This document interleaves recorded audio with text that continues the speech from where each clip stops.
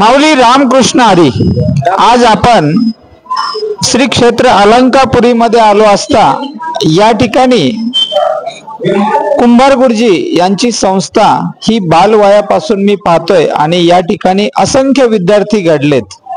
त्या विद्यार्थ्यांचे गुण आज या ठिकाणी गाण्याची वेळ आलेली आहे, कारण ती सत्यता आहे।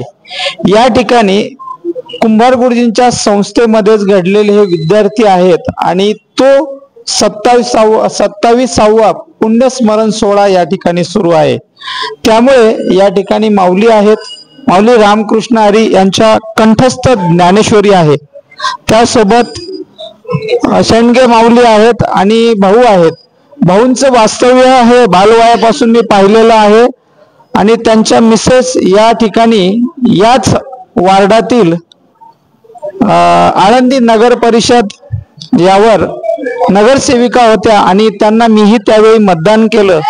ही एक आवर्जून सांगतो, कारण का माहितीये का, सगळ्यात महत्वाचं असं असतं, राजा आहे त्याला निवडून देण्याचा दिलेला अधिकार आणि त्या ठिकाणी ही संस्था बालवयाची असल्यामुळे या ठिकाणी भाऊ आतापर्यंत किती विद्यार्थी घडलेत?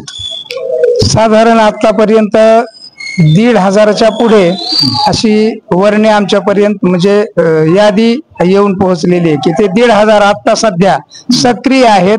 कीर्तन, प्रवचन आणि आपल्या स्वतःच्या कमाईतून परमार्थ करून सामाजिक काम करताना आता सध्या महाराष्ट्रामध्ये विद्यार्थी आहेत। 1,500 ते 1,250 असे विद्यार्थी आहेत। काही मठावर अधिपती म्हणून आहेत, काही संस्थांवर अधिपती म्हणून आहेत, त्याला जमीन जुमला शेती असंही आहे।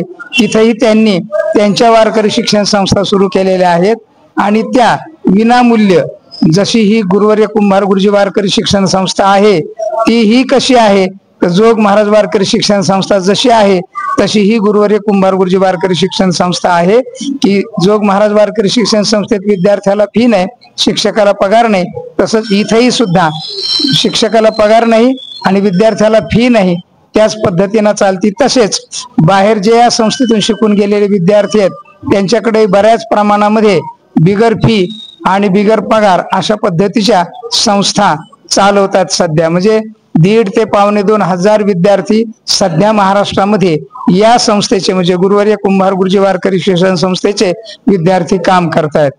पूर्वी गुरुजींच्या अगोदर या संस्थेचं नाव ब्रह्मविद्या पाठशाळा होतं।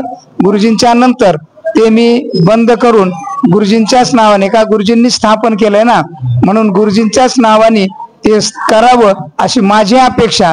त्या दृष्टिकोनातून सगळ्यांनी मला सहकार्य केलं आणि सगळ्यांच्या सहकार्यामुळे गुरुवर्य कुंभार गुरुजी वारकरी शिक्षण संस्था या नावाने जवळपास 92 म्हणजे 77ला गुरुजींनी स्थापन केली, पण मी 92 पासून काम करायला सुरुवात केली आणि ते आज तागायत पर्यंत काम करत आहे, भविष्यातही करणार आहे आणि असंच बिनचूक निष्काम असंच काम करण्याचा प्रयत्न करणार आहे मी। निश्चितच या ठिकाणी माऊली आहेत, त्यांचा स्वर आणि ज्ञानेश्वरी कंठस्थ हे मी स्वतःही बरेच वेळा ऐकलेले आहे।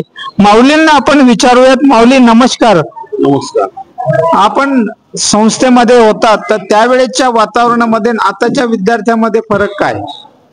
त्यावेळेचे जे वातावरण होतं ते केवळ अभ्यासहीय वातावरण होतं, साधकीय वातावरण होतं। विद्यार्थी प्रामाणिकपणे अध्यापन करत होता, पाठांतर करत होता, संस्थेच्या तत्वाशी संप्रदायाच्या तत्वाशी निगडीत राहत होता।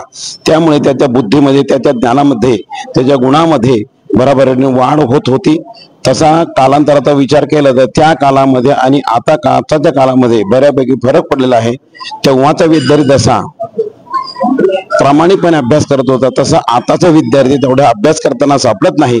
पण ज्ञानोबा यांच्या कृपेने, गुरुजींच्या आशीर्वादाने, जोग महाराजांच्या कृपेने विद्यार्थ्याच्या ज्ञानामध्ये, गुणामध्ये, त्याच्या पाठांतरामध्ये, त्याच्या बुद्धीमध्ये वाढ व्हावी आणि त्याच्याकडून संप्रदायाचं कार्य अविरतपणे पुढे चालावं अशी आपण ज्ञानोबा यांकडे अपेक्षा करूया। निश्चितच आज माऊलींनी वास्तव आहे त्याच बाबत सत्यता स्पष्ट केली, कारण गुरुवर्य कुंभार गुरुजींचे कार्य फार अफाट आहे। 1977 पासून तर आतापर्यंत विचार केल्यावर निश्चितच त्या कार्याचा गौरव करावा आणि त्या गौरवामध्ये आज या 27व्या पुण्यस्मरणानिमित्त शेंडगे माऊली आहेत माऊली आपल्याला काय वाटतं? अतिशय गुरुजींच्या या संस्थेतून अनेक विद्यार्थी घडले. या गुरुजींच्या कार्याचं सिंहावलोकन केलं तर महाराष्ट्रामध्ये अतिशय प्रखर असे समाज जागृती करणारे आणि तोच वासा आदरणीय या संस्थेचे अध्यक्ष आमच्या मराठा महासंघाच्या आध्यात्मिक आघाडीचे प्रमुख आणि आमचे मार्गदर्शक त्यांनीच तो असा पुढचा वासा चालवलेला आहे. निश्चितच धन्यवाद.